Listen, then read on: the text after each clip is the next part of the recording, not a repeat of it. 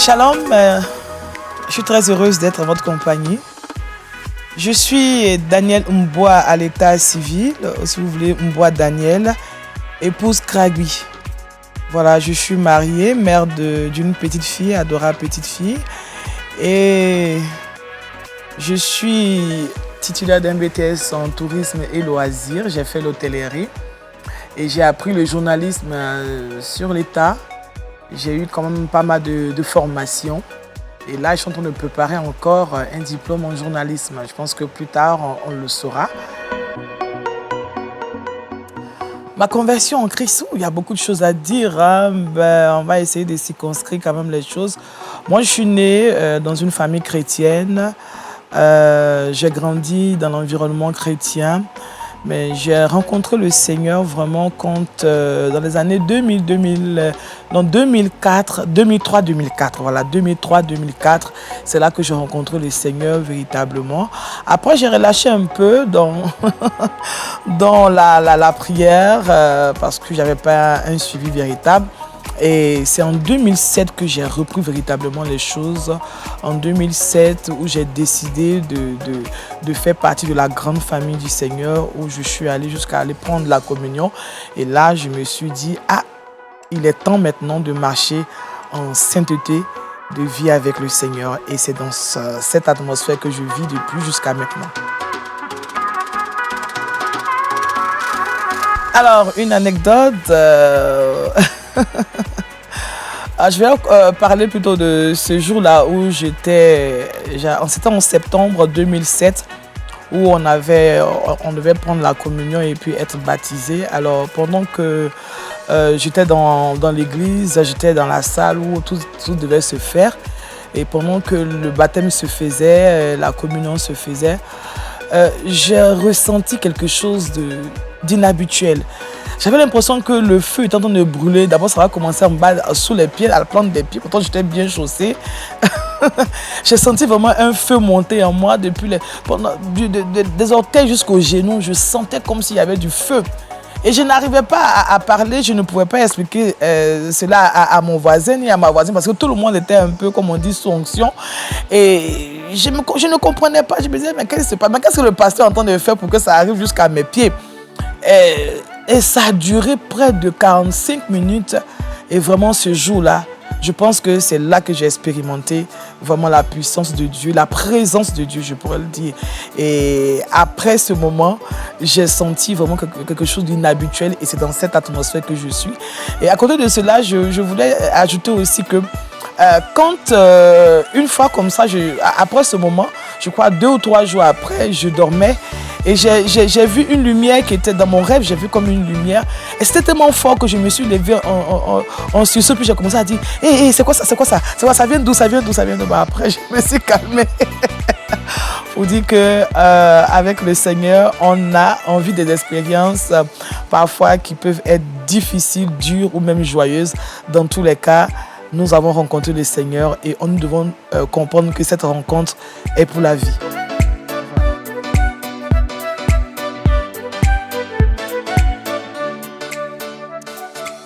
Impacter son environnement en tant que chrétien, c'est déjà l'attitude. Parce que la Bible dit que nous, on les reconnaîtra par les fruits qu'ils vont produire. Donc, par notre attitude, nos manières de faire, nos manières de parler, d'être dans la société, de vivre dans la société, en communauté, on doit tout de suite savoir qu'il y a un chrétien qui est par ici. Alors, nous ne devons pas nous conformer, comme dit le livre de Romains, au siècle présent, mais nous devons vivre la foi chrétienne. Nous devons, en tant que chrétiens, démontrer à ceux qui sont en face de nous que nous n'avons pas la même manière de voir, que nous sommes nés de nouveau. Notre manière de faire, notre manière de parler, notre manière de faire toutes choses ne doit pas être vraiment conforme à ce siècle présent, mais nous devons être tout simplement renouvelés, régénérés par le Saint-Esprit.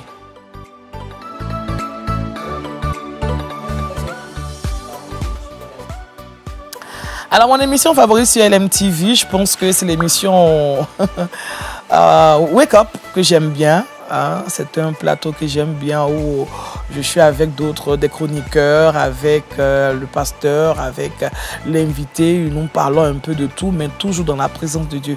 C'est une émission qui, ma foi, me permet moi-même de rester en éveil parce que dans cette émission, j'apprends au travers de la méditation, au travers de ce que nos invités viennent nous donner comme information, j'apprends.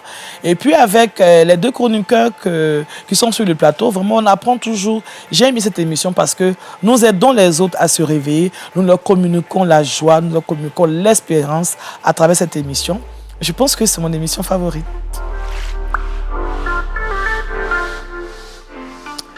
Déjà par ces émissions, par la qualité de ces émissions, par la qualité des thèmes qui sont traités sur LMTV et la qualité aussi de tout ce qui est présenté comme décor, comme accessoire. La lecture de la parole de Dieu, premièrement. J'aime bien la musique. Le sport, de temps en temps. Et puis, le rire, voilà. Ça me détend, ça me permet de déstresser et ça me permet d'oublier aussi le stress de la journée. Ah ouais? Ok, je vais chanter ce chant qui me plaît bien, que j'aime bien. Redites-moi l'histoire de l'amour de Jésus. Parlez-moi de la gloire qu'il promet aux élus. Bon. J'ai besoin qu'on m'instruise, car je suis ignorant. Qu'à Christ on me conduise comme un petit enfant. Redites-moi l'histoire, redites-moi l'histoire, redites-moi l'histoire de l'amour de Jésus. J'espère que j'ai bien chanté.